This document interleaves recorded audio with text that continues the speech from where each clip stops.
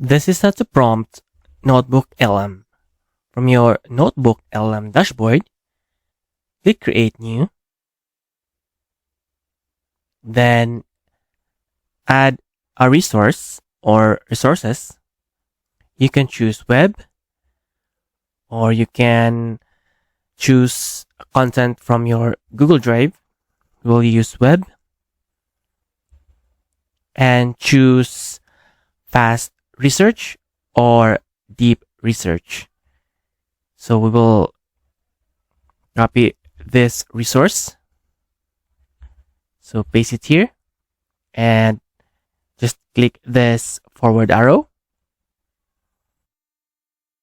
And you can write your prompt here inside this text box.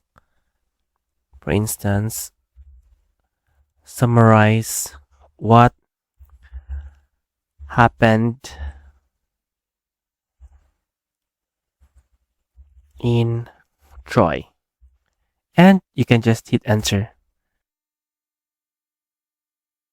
Okay, so NotebookLM has summarized what happened in Troy, and you can write more prompts using this text box. So this is how to prompt NotebookLM